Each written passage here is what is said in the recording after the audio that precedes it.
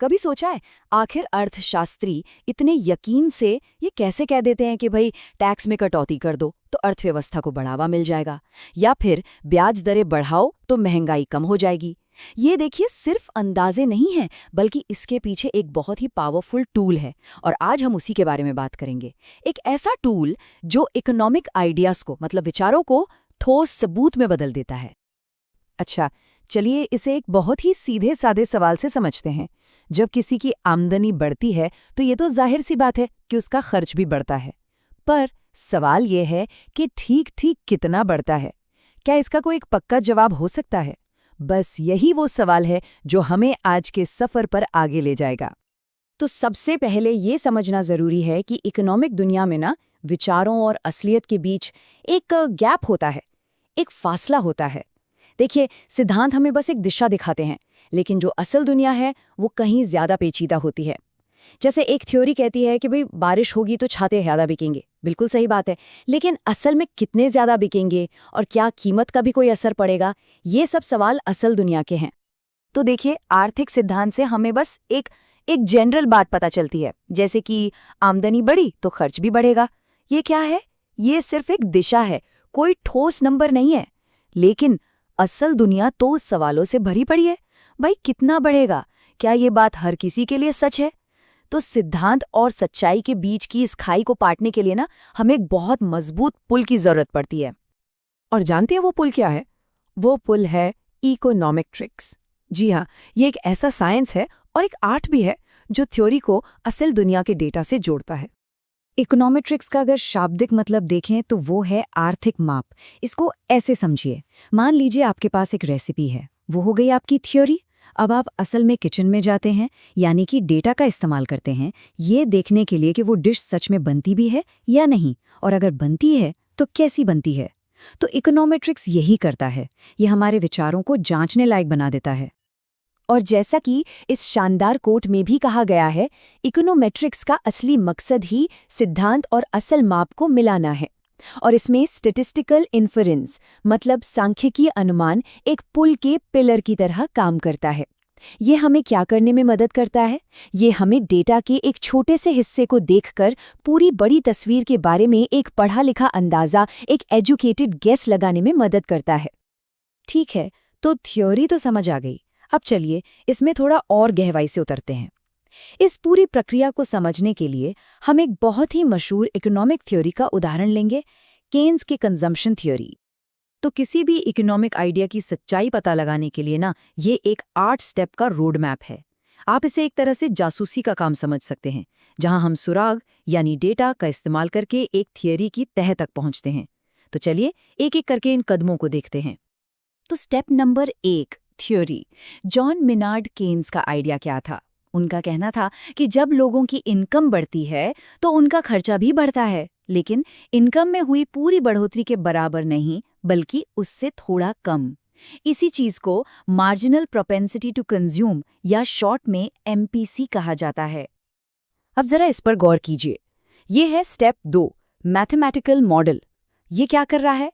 ये उस थ्योरी को एक परफेक्ट गणितीय दुनिया में दिखा रहा है। एक सीधी सपाट रेखा जो ये बता रही है कि इनकम और खर्चे में एक बिल्कुल सीधा और सटीक रिश्ता है। इस आदर्श दुनिया में इस लाइन का जो ढलान है वही एमपीसी है, एकदम साफ सुथरा, है ना? लेकिन सवाल ये है, क्या असल दुनिया कभी इतनी परफेक्ट होती है? जवाब है बिल्कुल नहीं। रियल वर्ल्ड में रिश्ते इतने सीधे और सरल कभी नहीं होते। और बस यहीं से हमारा अगला और शायद सबसे ज्यादा दिलचस्प कदम शुरू होता है। और ये तस्वीर बहुत अच्छे से दिखाती है कि हमारा जो इकोनोमेट्रिक मॉडल है, यानी स्टेप 3, वो असलियत को कैसे पकड़ता है। ये मॉडल मानता है कि भाई सिर्फ इनकम ही नहीं, बल्कि किसी की उम्र, आदतें, परिवार कितना बड़ा है, ऐसी ढेरों चीजें खर्च पर असर डालती हैं। और बस इसी वजह से असल दुनिया के जो डेटा पॉइंट्स हैं, ये जो आपको बिखरे हुए डॉट्स दिख रहे हैं, वो कभी भी एक सीधी लाइन पर नहीं आते। तो अब आते हैं अगले 3 सबसे जरूरी कदमों पर: डेटा, अनुमान और परीक्षण। स्टेप 4 में हम असली डेटा इकट्ठा करते हैं, जैसे देश की कुल आय और कुल खर्च। फिर स्टेप 5 में हम रिग्रेशन एनालिसिस नाम की एक बहुत ही स्मार्ट तकनीक का इस्तेमाल करते हैं। ये क्या करती है? ये उन सभी बिखरे हुए डॉट्स के बीच से गुजरने वाली सबसे सही मतलब बेस्ट फिट लाइन खींचती है। और आखिर में स्टेप 6 में हम ये टेस्ट करते हैं कि जो नतीजा निकला क्या वो केन्स की थ्योरी से मेल खाता है, यानी क्या हमारा MPC 0 और 1 के बीच में है भी या नहीं। तो चलिए अब इन सारे टुकड़ों को एक साथ जोड़कर देखते हैं और समझते हैं कि एक आर्थिक मॉडल की पूरी एनाटॉमी यानी उसकी शारीरिक रचना कैसी दिखती है। ये जो फ्लो चार्ट है ये उस पूरे सफ़र को एक बार में दिखा रहा है। देखिए, हम एक थ्योरी से शुरू हुए, फिर उसे एक मैथमेटिकल मॉडल में बदला, फिर असल दुनिया की सच्चाइयों को जोड़कर एक इकोनॉमेट्रिक मॉडल बनाया, डेटा से उसे परखा और आखिर में उसे एक ऐसे टूल में बदल दिया जो बड़े बड़े फैसले लेने में मदद कर सके। अच्छा, एक और बात, इकोनॉमेट्रिक्स की दुनिया में ना मोटे तौर पर 2 तरह के एक्सपर्ट्स होते हैं। एक होते हैं थियोरेटिकल इकोनॉमेट्रिशियंस, ये वो लोग हैं जो नए और बेहतर टूल, समझिए कि बेहतर हथौड़े बनाते हैं। और दूसरे होते हैं अप्लाइड इकोनॉमेट्रिशियंस, ये वो लोग हैं जो उन हथौड़ों का इस्तेमाल करके असल में अर्थव्यवस्था के अलग अलग हिस्सों को स्टडी करते हैं। तो अब आते हैं सबसे बड़े सवाल पर, आखिर ये सब इतनी मेहनत हम कर क्यों रहे हैं? क्या फर्क पड़ता है अगर हमें एक नंबर मिल भी गया तो? फर्क पड़ता है, और बहुत बड़ा फर्क पड़ता है। सच तो ये है कि ये एक छोटा सा नंबर सरकारों को अरबों खरबों के फैसले लेने में मदद करता है और इसका सीधा असर हम सबकी जिंदगी पर पड़ता है। देखिए, एक बार जब हमें MPC जैसा कोई सटीक नंबर मिल जाता है तो हम भविष्य का अनुमान लगा सकते हैं, हम फोरकास्टिंग कर सकते हैं। जैसे ये इनकम मल्टीप्लायर का फॉर्मूला देखिए, ये हमें बताता है कि अगर अर्थव्यवस्था में 1 रुपया डाला जाए तो उसका कुल असर कितना गुना होगा, और वो कितना गुना होगा ये हमें MPC ही बताता है।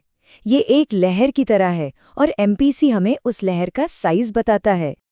और ये हमें हमारे सफर के आखिरी और सबसे जरूरी पड़ाव पर ले आता है, पॉलिसी मेकिंग।